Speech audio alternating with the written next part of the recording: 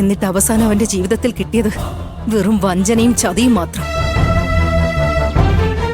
കല്യാണം കഴിഞ്ഞ് കുറച്ചു ദിവസങ്ങൾക്കുള്ളിൽ തന്നെ അവളുടെ തനി നിറം എന്താണെന്ന് അവന് മനസ്സിലായി. എന്നിട്ട് അവളെ ഉപേക്ഷിച്ച് അവൻ പോന്നു. അതിനുശേഷം അവന്റെ ജീവിതത്തിൽ നമ്മളാരും പ്രതീക്ഷിക്കാത്ത ഒരുപാട് പ്രശ്നങ്ങൾ അവന് തരണം ചെയ്യേണ്ടി വന്നു.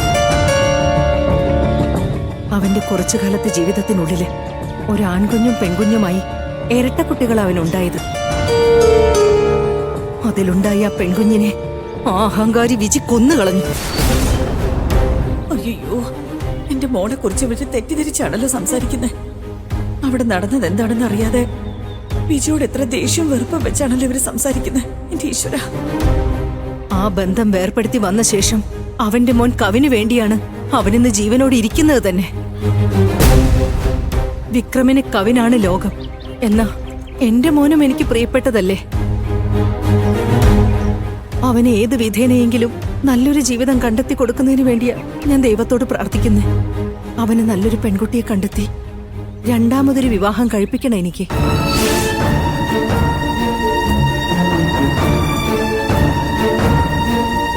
എന്നാ എന്റെ മോൻ അതിനൊന്നും സമ്മതിക്കുന്നില്ല. അവൻ എങ്ങനെയെങ്കിലും രണ്ടാമതൊരു കല്യാണത്തിന് സമ്മതിക്കണം. ആ കല്യാണം നല്ല രീതിയിൽ നടക്കണമെന്ന് ഞാൻ ദിവസവും ദൈവത്തോട് പ്രാർത്ഥിക്കാറുണ്ട്. എന്നാ എന്റെ മോൻ ഇനിയൊരു കല്യാണം വേണ്ടെന്ന് വാശി പിടിച്ചിരിക്കുന്നത് പോലെ തന്നെ ഞാൻ കരഞ്ഞു പ്രാർത്ഥിക്കുന്ന ഈ ദൈവവും എന്റെ പ്രാർത്ഥന നിറവേറാതിരിക്കാൻ അവനെ സപ്പോർട്ട് ചെയ്യാന്ന് എനിക്ക് തോന്നുന്നു. അതുകൊണ്ട് എന്റെ പ്രാർത്ഥന ഫലിക്കുന്നത് വരെ ഞാനും വാശി പിടിച്ച് എല്ലാ ദിവസവും ദൈവത്തോട് മനസ്സുരുക്കി പ്രാർത്ഥിക്കാറുണ്ട്. എന്റെ ലക്ഷ്യം പൂർത്തീകരിക്കണം. അതിനുവേണ്ടി എന്ത് ത്യാഗം വേണമെങ്കിലും ഞാൻ ചെയ്യും. അവനെ ഞാനങ്ങനെ വെറുതെ വിടില്ല. അവൻ ഇനിയൊരു കല്യാണം കഴിക്കുന്നത് വരെ ഈ ദൈവത്തെയും വെറുതെ വിടാൻ പോകുന്നില്ല. എന്താ നിങ്ങൾ ഈ പറയുന്നത്? നിങ്ങളുടെ മോന് രണ്ടാമതൊരു കല്യാണം നടത്താൻ പോവാണോ? അത് വേണം. അത് മാത്രമാണ് ഇപ്പൊ എന്റെ ജീവിതത്തിലെ ഏറ്റവും വലിയ ലക്ഷ്യം. പ്രാർത്ഥന, എല്ലാം. എന്തുപറ്റി? എന്തോന്നും മിണ്ടാത്തത്? എന്റെ മോന്റെ ജീവിതാനുഭവങ്ങളെ കുറിച്ച് പറഞ്ഞപ്പോ ഇങ്ങനെയൊരു പെണ്ണ് ലോകത്തുണ്ടോന്ന് ചിന്തിച്ചു കാണുമല്ലേ? അല്ല, എന്റെ മോൾ അത്തരക്കാരിയല്ലെന്ന് പറയാനാ എനിക്ക് തോന്നുന്നത്. പക്ഷെ ഞാൻ എങ്ങനെ പറയും? ഞാനൊരു കാര്യം ചോദിച്ചാ നിങ്ങളെ തെറ്റിദ്ധരിക്കില്ലല്ലോ. നിങ്ങൾ പറയുന്നത് കേട്ടാ തോന്നും അവർക്കിടയിൽ എന്താ പ്രശ്നം ഉണ്ടായതെന്ന് നിങ്ങൾ വ്യക്തമായിട്ട് മനസ്സിലാക്കിയിട്ടില്ലെന്നുള്ളതാ. അവിടെ എന്താ സംഭവിച്ചെന്നുള്ളത് ആ കുട്ടിയോട് എപ്പോഴെങ്കിലും ഒന്ന് സംസാരിച്ച് അവൾ അങ്ങനെ ചെയ്യാനുള്ള ന്യായം എന്താണെന്ന് അറിഞ്ഞോ? എന്താ നിങ്ങൾ ഈ പറയുന്നേ? അവളെ ഒരിക്കലും ജീവിതത്തിൽ കാണരുതെന്നാ ഞാൻ ആഗ്രഹിക്കുന്നേ. നിങ്ങളാണെങ്കിൽ അവളുടെ ഭാഗത്തുള്ള ന്യായം ചോദിക്കാൻ പറയാണോ? എന്റെ മോന്റെ ജീവിതം നശിപ്പിച്ചവൾ അവള്.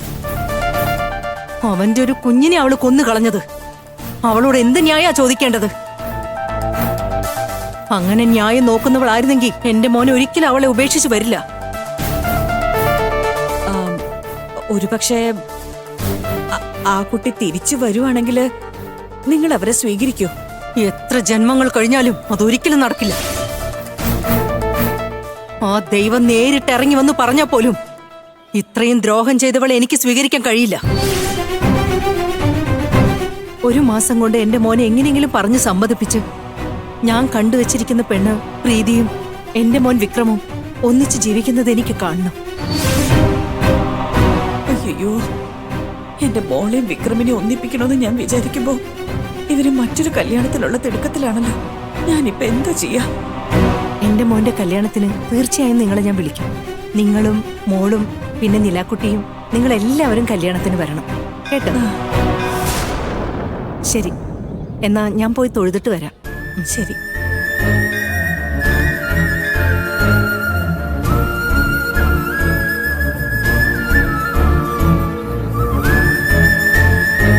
എന്റെ ദൈവമേ, അടുത്ത മാസം തന്നെ വിക്രമും പ്രീതിയും തമ്മിലുള്ള കല്യാണം നടത്തുമെന്നാണല്ലോ ഇവര് പറയുന്നത്.